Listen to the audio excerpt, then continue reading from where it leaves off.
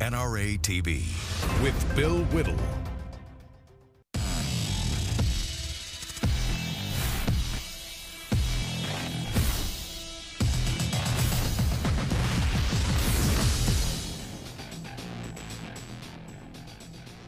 Hey everybody, welcome to the Hot Mike Show, live from Los Angeles. I'm Bill Whittle, and Hot Mike is right about to come on, but he's lying down. He's had one of those, mud facials, and he's got a couple of cucumbers. All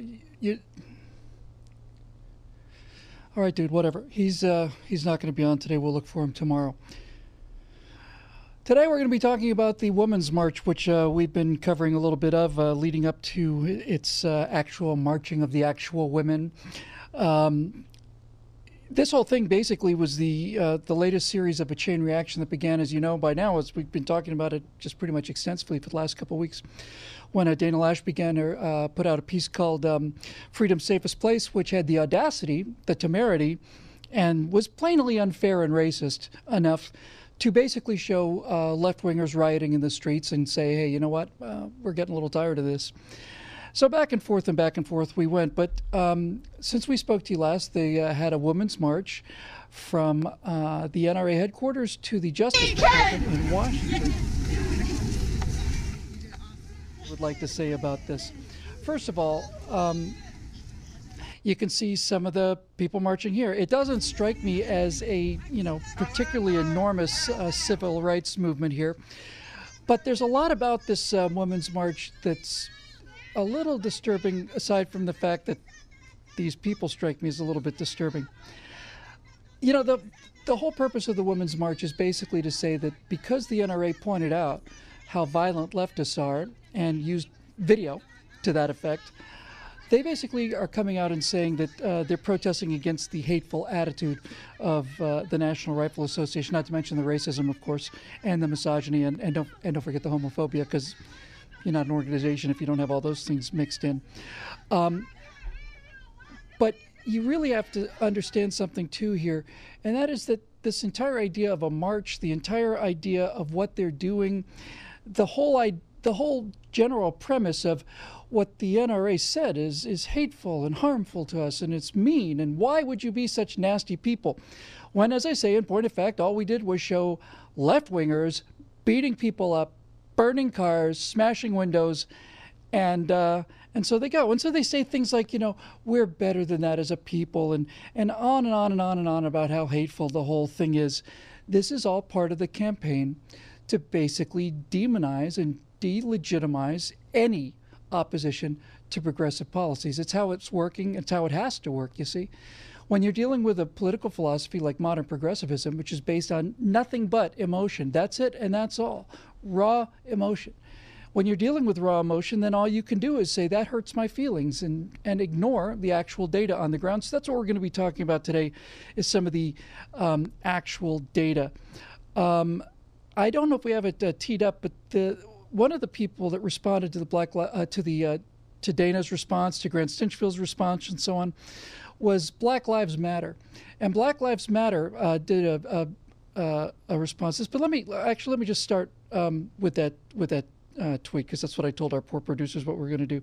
One of the people who were responding to this gun march thing was responding to the fact that while we were watching this march in real time, I was on Grant's show. I saw it on Friday.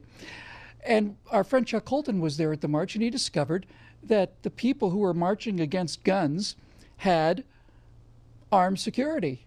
Can you imagine our surprise? It's another one of these things we'll be talking about a little bit later on in the show. The anti-gun marchers had armed securities, and when we questioned them about this, when on Twitter, Dana Loesch and some others basically said, seems a little hypocritical, don't you think, for you guys to be marching against the idea of gun ownership and protesting the NRA for wanting people to have their own means of defense, when you, in fact, have your own personal armed security? And the tweet you saw there was from a spokesperson for Everytown for Gun Safety. That's a gun control group. And this tweet is from one of their spokespeople, Erica Soto Lamb. And when asked why they have armed security, her response was, because people on your side of debate threaten our lives. We are not anti-gun. Why do you criticize our security? Same you want for self. Now, here's where I get a little confused, Erica Soto Lamb. I get a little confused at this. First of all, I don't know whether people on this side of the debate are threatening your lives, but I do know that the actual violence is from leftists onto conservatives. It's conservatives who are beaten up at these events. It's conservatives who are forced off of campuses on speaking events. It's conservatives who get their heads beaten in with beer bottles in Manhattan, as we saw last week on the show. It's conservatives who get themselves brained with bicycle locks just trying to attend a speaking event in Berkeley, California, at the University of California, Berkeley. So it's your people, it's the progressives that are doing the actual violence, but that's not the real point. The point is this. Here's the person from this gun control organization, Every Town for Gun Safety, saying, well, we want armed security because why are you criticizing our security? We just want the same as what you guys want for yourself. And this is where I think I have quite a short circuit. We're not anti-gun? Sure you're not. Why do you criticize our security? Same you want for yourself. Aren't you marching against what we want for ourselves? Am I missing something here? Did the spokesperson for Every Town for Gun Safety say, hey, we have armed security because we just want the same personal security that you want for yourself? Does that mean we're on the same page then, Erica Soto-Lam? Is that what that means? Because yes, we do like to have armed security for ourselves. We like to have it in our own person because many of us can't afford to have our own paid professional security. Plus, a lot of us think it's kind of fun on top of it. But again, here's the thing. I don't get it. You're basically, your response to is, we think it's hypocritical for you to be marching against guns and have your own guns protecting yourself, and for you to say, hey, we just want security the same way you want it for ourselves. Didn't you just lose the argument there, Erica? Didn't you just lose the argument? You're paying for armed security, and when we say it's hypocritical, you say, well, we just want the same things that you want. I don't know. Maybe it's me. Some of these things seem easier than they appear to the naked eye. In any event, we got a lot of great stuff going on. We'll bring on our guest in just a minute. I don't know if I called for this out of order. Do we have that Black Lives Matter response to the original Dana Lash piece? Because that's got something interesting at the beginning I'd like to talk about real quick. They use their guns to assassinate black people. They use their schools to funnel black students through a school-to-prison pipeline. They use their state institutions, bought politicians, business conglomerates, and white supremacist domestic terrorists to incite violence over and over again.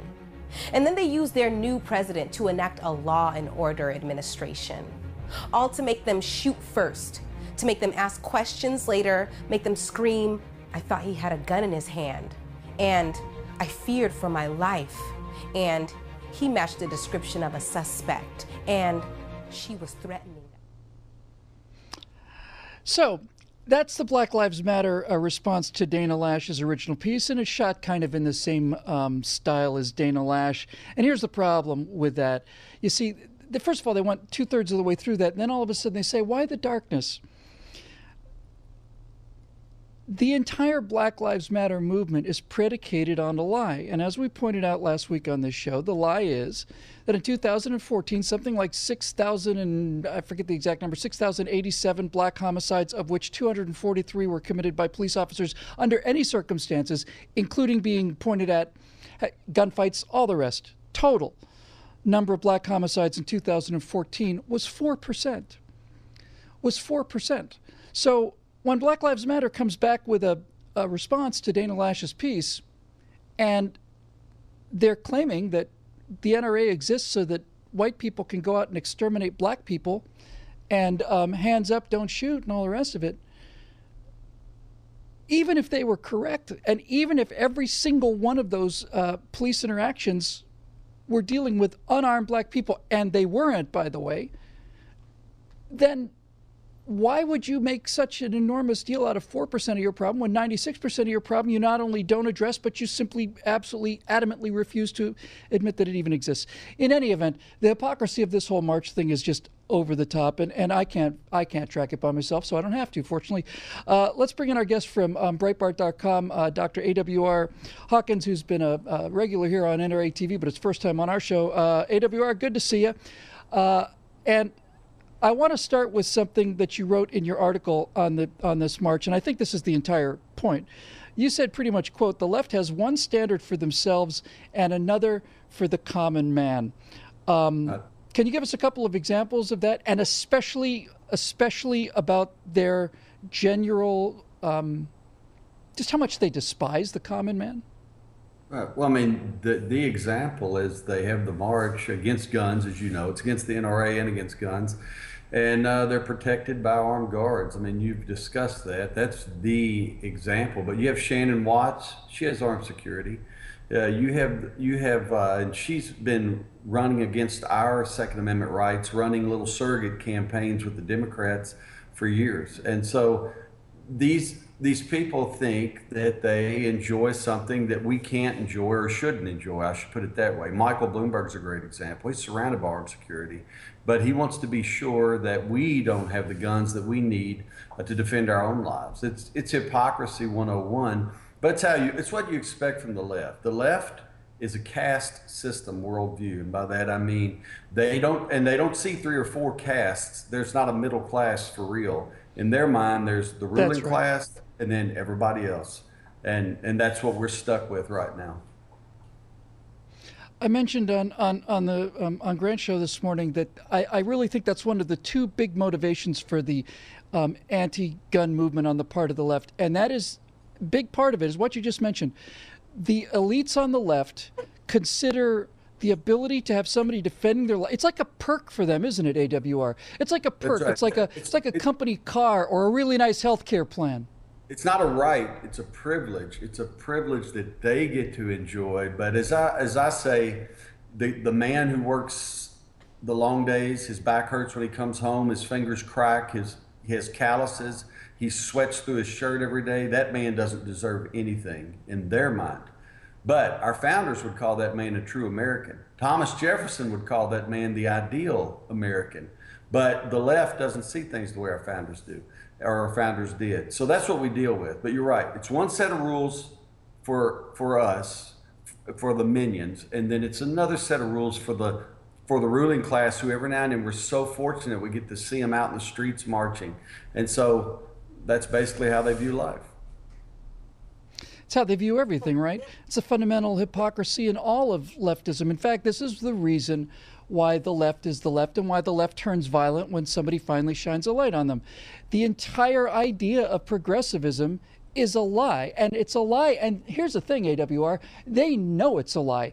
The gun example that we just mentioned is a terrific example. Here's another one. You'll often see celebrity progressives talk about, we need to raise taxes because poor people don't get enough benefits in this country. And I'm a rich person myself, and therefore, look how much virtue I have. I'm calling for higher taxes on myself. And the second the cameras are off, they go to their accountants and they say, take every single deduction you can, walk it to the line, put your toes over the line, that kind of thing. They have production companies to make sure that they pay the minimum income tax possible. And everywhere you look at these people, it's hypocrisy, hypocrisy, hypocrisy, designed to make themselves look better than the rest of us. Right. And that's it. It's all showboating. But you're right. I think the most important thing you say there is their worldview won't stand up to scrutiny, because their worldview, political correctness in general, is a mental paradigm that requires you to accept something other than reality. And it requires you to say all things are equal, and we know all things are not equal. It's that paradigm that in the university the professors teach you, no one country is better than the other countries. America is just like everybody else. No, America is a phenomenal experiment in freedom, and it stands head and shoulders above other countries for that reason, and for the way our rights are protected by the Bill of Rights. And so, but they like to diminish and equivocate. And they bring things down to a median level in our minds, so that nothing's really that special. But then while they're taking all the specialness away from us, as you point out, they retain the specialness for them because they're in the ruling class. And to be in the ruling class simply means that you're a leftist who has given up on logic, but you have a microphone or a bullhorn or a stage, and you can talk louder than everyone else. That's basically what it means. I do firewall videos at BillWhittle.com. I've got one coming up this week, and very, very briefly, just directly to this point, it starts off by talking about this one fellow up in Connecticut. There was a person who ran in the women's category. He was born a male, and the person claimed to identify as a female. So the state of Connecticut allowed this person to run in the women's categories. And imagine our surprise when this person won every event pretty much very handily. And I take the statement I begin with is, why was this person allowed to run with the women? And the answer is, I think, AWR is because that person has to. Because if that person is not allowed to compete with the women, then that's because there's a fundamental difference between men and women, and that men are significantly faster and stronger than women. And if there's a real world difference like that that's insurmountable by wishful thinking, then everything else falls apart too, right? Then maybe healthcare isn't free, and maybe people won't work as hard for the common good as they do for themselves. And everything else that they're based on, it's all predicated on destroying any sense of external reality. Right. No, you're 100% right. But, the other thing is, and you're saying maybe, and I know you're actually making rhetorical points. I know you already know the answer, but the viewers need to understand history has already proven all this. This is already settled stuff. You have to reject objective truth and history to fall into this leftist trap. The Plymouth Colony proved in the 1620s that if we have common ownership versus private ownership, if we work for a community rather than working for our individual selves, if we do that, we won't work as hard. We will all eventually begin to find reasons to not show up. Soon, we'll develop from the ground up a welfare class that right now the leftists are trying to build from the top down. And the logical sort of end of that entire argument you just made is what you had in the Soviet Union just before its collapse, where the constant running joke among the people is we pretend to work and they pretend to pay us. That's pretty much what you get. When we come back, I want to talk about something else here that's really important. One of the quotes that they were using on this Women's March is one of the slogans was, "Real men don't need guns." And when we come back, I'm going to make the argument, oh, yes, we do. Oh, yes, we do. We need them to protect ourselves from these left-wingers who do nothing but riot in the streets when they lose elections. But we also need them to protect ourselves against the heroes of the left. And we'll be talking with AWR Hawkins about some of the people that the left lionizes when we're back in about 2 minutes right here on the Hot Mike Show on NRA TV.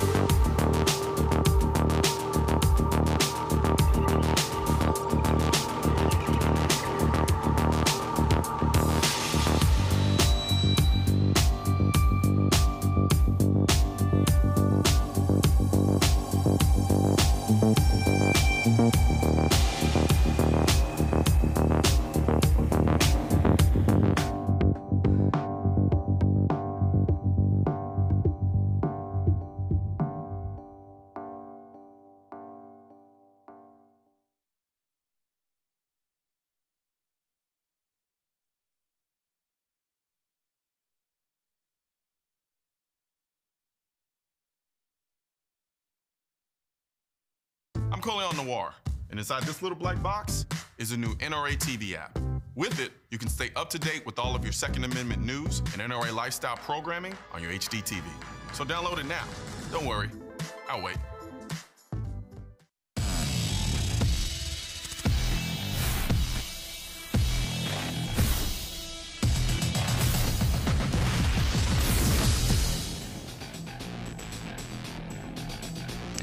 everybody, welcome back to the Hot Mike Show. I'm Bill Whittle, and we're here with our guest A.W.R. Hawkins from Breitbart.com. Now, we've said some pretty harsh things about some of the people involved in this Women's March. Dana Lash had a few things to say in response to the response of the response of the response. And she talked about some of the people that were behind the Women's March and the organizers of the Women's March. So let's have a quick look at that, but set the stage for what we're about to talk about here, the second half. Story I have yet to see the media cover: the violent agenda of the men behind these Women's March organizers. They include Islamic extremist Siraj Wahhaj, race riot insider Al Sharpton, and this man. We'll tear this goddamn country up. Yep, that's Louis Farrakhan, a religious terrorist whose highlight reel of bigoted beliefs includes, quote, Hitler was a very great man, end quote. This is the man behind the so-called peaceful, tolerant, and nonviolent Women's March organizers. The Charlie to their anarchist angels, father of the modern violent left, or Daddy Farrakhan. Our brother, our leader, the Honorable Minister Louis Farrakhan. Like the KKK, Farrakhan is an anti-Semite who incites hatred against Jewish people by spreading conspiracies. Like ISIS, he has preached that homosexuality is... Like a racist, he's incited division with statements like, quote, the white man is our mortal enemy, end quote. Let's just hold it right there for a second. Now, those are the people behind the Women's March, and back in January, the women who marched had another Women's March and protested Donald Trump, no doubt. And I don't want you to get the wrong impression of all these people, and I won't want you to think they're all just horrible monsters like Louis Farrakhan. So let's talk about somebody who spoke at the Women's March back in January, a woman named Donna Halton. And looks like they're going to make a movie about her. It's called A Little Piece of Light. They make it Rosario Dawson to play her. And here's the blurb about the Hollywood Reporter story on the movie they're going to make about this woman who spoke at the Women's March back in January. Hilton, whose beauty became her curse in a life of sexual abuse, was later arrested at age 19 when she was a high school track star as a result of her participation in the kidnapping and murder of a Rikers Island real estate agent. She was sentenced to 25 years to life in prison and was put in solitary confinement, where she once again would see that little piece of light. This time, however, it grew to mean something very different. Once out of prison in 2012, she would look for that little piece of light in others and eventually found her calling. She began fighting for the rights of women alongside her mother figure and women's rights activist, author Eve Ensler, who wrote the Vagina Monologues. What an uplifting and inspiring story that is. Certainly the kind of person you might want to have being a speaker at one of your marches back in January by the same group that marched just this last weekend. Now, there's one little thing that they left out of that biography of the movie they want to make called A Little Piece of Light about Donna Halton. And let me just give you a couple of the little details that got left out of that little piece. That little off-the-cuff remark about, oh, yeah, by the way, she was in jail looking for that little piece of light because she murdered somebody. In 1985, Hilton, along with 3 men and 3 other women, kidnapped 62-year-old real estate broker Thomas Vigliarolo and held him for ransom before eventually killing him. Hilton and her comrades starved, burned, and tortured Vigliarolo. They forcibly sodomized him with a 3-foot steel pipe. As noted in 1995 Psychology Today article, when asked about forcibly sodomizing the victim with the steel pole, one of Hilton's accomplices replied he was a homo anyway. They'd squeeze the victim's testicles with a pair of pliers. They'd beat him, burn him. New York City detective William Sperling told Psychology Today, I couldn't believe this girl who was so intelligent and so nice looking could be so unemotional about what she was telling me she and her friend had done. That's the woman that the Women's March brought up to be a featured speaker back in January. This is somebody that the left holds up as an example of the kind of response to the cruelty of the system. A poor black woman simply taken off the streets and put in prison looking for a little piece of light, the same way that we execute just black people walking down the street and so on. She sodomized a 62-year-old man with a 3-foot steel pipe, burned him, tortured him 4 days, asked for $400,000 in ransom money after he was dead. And this is the kind of person, AWR, I hope you're still there after one of these ransom mine. This is the kind of person that they lionize, and the kind of person they invite to their events, and the kind of people they hold up as just real examples of how terrible the American system is. I don't know much about those people. I just know that they're not the kind of people I would lionize, that's for sure. Makes sense that the left would do it. Well, how about some of these people? Dr. Hawkins, you've heard some of these names. Louis Farrakhan, as we heard from Dana Lash. How about Bill Ayers, domestic terrorist Bill Ayers, who wished he could blown up more people, killed people, set up bombs. Barack Obama got his political career started in Bill Ayers' living rooms. What about Mumia Abdul-Jabbar, famous cop killer? What about Tookie Williams? Remember him? He killed people who were begging for their lives, and the left prayed for him to get off of death row, and all the Black Panthers murderers and all the rest. Dr. Hawkins, we got about a minute left. What is it about these people that makes it so routinely common that the people they lionize, the people they invite to their speaking events, the people that they bow down and worship and fetishize are murderous, terrorists, communists who murdered millions of their own people, Mao, Che, Castro? What is it about these brutal, vicious murderers that the left likes so much? No, I don't know. You know, the leftism in general is given to fascism. And I know that sounds strange because the left spends their whole time calling the right fascist. The left, though, they don't understand the terms they use. The left is given to fascism, which is a combination of politics and religion. It's your all in all. And usually with the fascist, you can't tell where politics end and where religion starts, or vice versa. It's easy to see that in Islamofascism. It was easy to see that during Japanese fascism in World War II, or the Nazis in World War II. But you can find it also right now. If you look at some of these marchers, if you listen to some of their speeches, if you look at some of the people that motivate them, fascism is a general tenet of the left. And as standard practice with them, what they do is they accuse their enemies of possessing the very beliefs they possess. So that's always a lesson. If the left calls you a fascist, it probably means you are dealing with a fascist in the person from the left who is speaking to you.